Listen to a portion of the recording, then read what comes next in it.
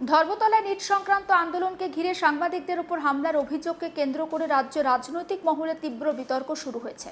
ঘটনাকে ঘিরে একদিকে যেমন প্রশাসনের কড়া অবস্থানের বার্তা সামনে এসেছে, অন্যদিকে বিরোধী শিবিরও এই হামলার তীব্র নিন্দা করেছে। সাংবাদিকদের নিরাপত্তার প্রশ্নে কঠোর পদক্ষেপের দাবি তুলে আন্দোলনের নামে বিশৃঙ্খলা বরদাস্ত করা হবে না বলেই স্পষ্ট করে বার্তা দিয়েছেন বিরোধী দলনেতা ঋতব্রত ব্যানার্জি। একই সঙ্গে তিনি এসএফআই নেতৃত্বের ভূমিকারও প্রশ্ন তুলেছেন। ধর্মতলায় নিট আন্দোলনের কর্মসূচি চলাকালীন সাংবাদিকদের উপর হামলা, মারধর এবং হেনস্থার অভিযোগ সামনে আসতেই রাজনৈতিক চাপানুতোর শুরু হয়। এই ঘটনার জেরে হামলাকারীদের বিরুদ্ধে কঠোর আইনি ব্যবস্থা নেওয়ার পক্ষে সওয়াল করেছেন ঋতব্রত ব্যানার্জি। তার বক্তব্য, আইন নিজের পথেই চলবে এবং যারা এই ধরনের নৈরাজ্য সৃষ্টি করেছে তাদের বিরুদ্ধে গুন্ডা দমন আইনে ব্যবস্থা নেওয়া উচিত। ঋতব্রত ব্যানার্জি বলছেন, তিনি ঘটনার পর একাধিক সাংবাদিকের সঙ্গে নিজে কথা বলেছেন। তার মোবাইল ফোনে থাকা ভিডিও এবং ছবিতে হামলাকারীদের স্পষ্টভাবে চিহ্নিত করা সম্ভব বলেও দাবি করেছেন তিনি। তার কথায় সাংবাদিকদের উদ্দেশ্যে জুতো খুলে নে বলে হুমকি দেওয়া হয়েছে, যা অত্যন্ত নিন্দনীয় এবং গণতান্ত্রিক পরিবেশের পরিপন্থী। এই প্রসঙ্গে এসএফআই নেতৃত্বকেও কটাক্ষ করেছেন বিরোধী দলনেতা। তার অভিযোগ, আন্দোলন সফল হলে তার কৃতিত্ব নিতে সবাই এগিয়ে আসে, কিন্তু গোলমালের ঘটনা ঘটলে দায় এড়ানোর চেষ্টা করা হয়। তিনি দাবি করেন, যে ধরনের লাঠিতে পতাকা বাঁধা ছিল তা শুধুমাত্র মিছিলের জন্য নয়, হামলার উদ্দেশ্যেও ব্যবহার করা হয়েছে বলে মনে হচ্ছে। আন্দোলনের নামে একাংশের উদ্দেশ্য ছিল অরাজকতা সৃষ্টি, লুটপাট চালানো বলেও অভিযোগ করেছেন ঋতব্রত। তিনি বলেন, তিনি নিজেও একসময় এসএফআই এর সর্বভারতীয় নেতা ছিলেন এবং সংগঠনের কার্যপদ্ধতি সম্পর্কে তার যথেষ্ট অভিজ্ঞতা রয়েছে। এই অভিজ্ঞতার ভিডিওতেই তিনি দাবি করেন, ভিডিও ফুটেজে দেখা যাচ্ছে যে সাংবাদিকরা আক্রান্ত হলেও সংগঠনের দায়িত্বশীল নেতারা কার্যকর ভূমিকা না নিয়ে ঘটনাস্থল ছেড়ে নিরাপদ দূরত্বে সরে যাচ্ছেন। এই প্রসঙ্গে তিনি শ্রমিক লাহিড়ীর ভূমিকারও প্রশ্নের মুখে ফেলেছেন। তিনি বলছেন, ভিডিওতে দেখা গিয়েছে সাংবাদিকদের উপর হামলার ঘটনা চলাকালীন শ্রমিক লাহিড়ী হাসি মুখে ঘটনাস্থল থেকে সরে যাচ্ছেন। তার মতে এমন আচরণ অত্যন্ত দুঃখজনক এবং দায়িত্বজ্ঞানহীন। একবার শোনাই বিরোধী দলনেতা ঋতব্রত ব্যানার্জির বক্তব্য। ডিসক্রেডিট বা যখন হুলিগানিজম হলো যেটা হয়েছে, এটাকে অ্যানার্কি বলে। যে ধরনের লাঠিতে পতাকা লাগানো হয়েছে ওগুলো পতাকা লাগানোর লাঠি নয়, ওগুলো মারপিট করবার লাঠি। ওগুলো নির্দিষ্ট পারপাস রয়েছে, অর্গানাইজড ওয়েতে আক্রমণ হয়েছে। এবং এই আক্রমণে আপনি যার কথা বলছিলেন, আমিও এসএফআই এর সর্বভারতীয় সাধারণ সম্পাদক ছিলাম, ওনার থেকে বেশি সময় ছিলাম। উনিও এসএফআই এর সর্বভারতীয় সাধারণ সম্পাদক ছিলেন। আমি ভিডিওটা দেখে একটু অবাকই হয়েছিলাম। ওই রকম তাণ্ডব চলছে, আর ঘটনাচক্রে মাখনবাবুই আক্রান্ত হচ্ছিলেন। উনি কিরম দিব্যি হেসে ওনাদের এক ফায়ার ব্র্যান্ড নেত্রীকে নিয়ে হেঁটে যাচ্ছেন। একবার ঘুরলেন, মাখনবাবু আক্রান্ত হচ্ছেন, তারপর নিরাপদ দূরত্বে চলে গেলেন। আসলে কাল যেটা ঘটেছে, দেখুন, মুভমেন্ট এক জিনিস, আর মুভমেন্টের নামে হুলিগানিজম, অ্যানার্কি আরেকটা জিনিস। আমি অন্তত যেটুকু দেখার আমার সুযোগ হয়েছে, টার্গেট করে সংবাদ মাধ্যমকে মারা হয়েছে। এবং যারা গেছিল তারা শুধু মারতে যায়নি, তারা লুট করতেও গেছিল। মোবাইল লুট করেছে, টাকা লুট করেছে। বলছে যে জুতোগুলো কি সুন্দর, খুলে নে। তো স্বাভাবিকভাবে এক ধরনের অ্যানার্কি প্রতিষ্ঠা করার চেষ্টা হচ্ছে। দেখুন, আন্দোলন, গণতান্ত্রিক আন্দোলন, সেই আন্দোলনে যদি পুলিশের লাঠি পড়ে, আমরা সেই লাঠির যখন পড়বে পিঠ পেতে দাঁড়াবো।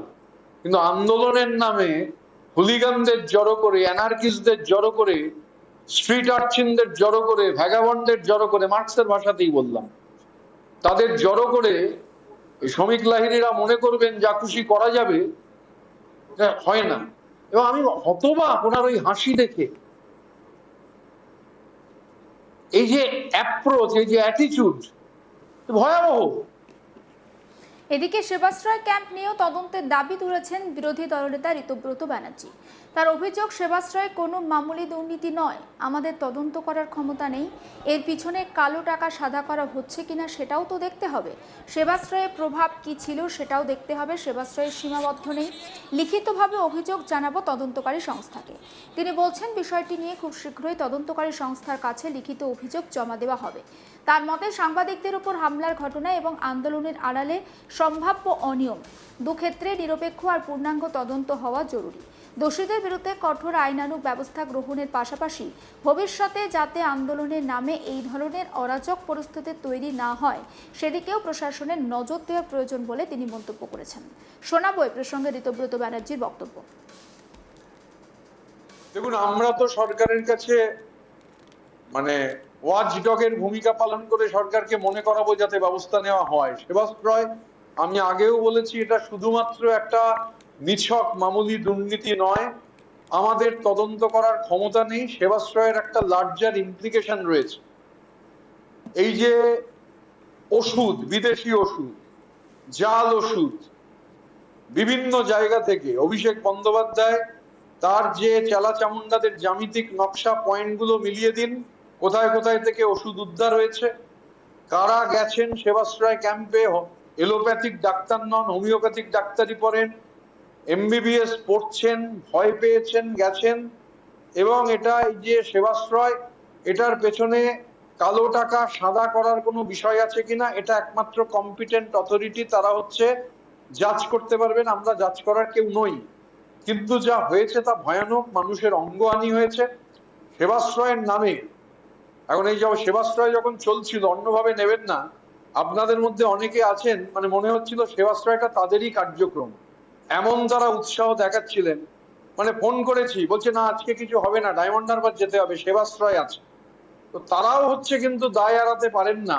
আর বিশেষ করে ডিজিটাল মিডিয়া নানান ধরনের, সেই ডিজিটাল মিডিয়ার তো এজেন্ডা থাকে। আমি তো বলেছি আপনাদের, আমি দিল্লি যাচ্ছি সামনের সপ্তাহে, আমাকে কিছু ডিজিটাল মিডিয়া সম্পর্কে অভিযোগ আমাকে জানাতে হবে। কয়লার টাকা, গরুর টাকা, বালির টাকা, ডোলোমাইটের টাকা, সেবাশ্রয়ে ওই সব ডিজিটাল মিডিয়ার কোনো রোল ছিল কিনা, কিসব এলটিটি, সেই প্রভাকরণ ছিল।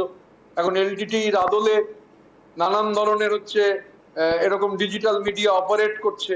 বা ধরুন সংবাদ মাধ্যমের কেউ কেউ হঠাৎ করে সংবাদ মাধ্যমের চাকরি ছেড়ে দিয়ে নিউ সেক্রেটারিয়েট বিল্ডিং এ, কি 4 তলায় না 5 তলায়, মন্ত্রীদের থেকে একটা বড় ঘর দখল করে বসে পড়লেন। নবান্নতেও বসছেন, ক্যামাক স্ট্রিটেও বসছেন, প্রায় হাতেই মাথা কেটে দিচ্ছেন। আমারও এই অভিজ্ঞতা আছে। আমি তো তাদের সম্পর্কেও কমপ্লেন করব, যে এদেরও আতশ কাচের তলায় আনা হোক।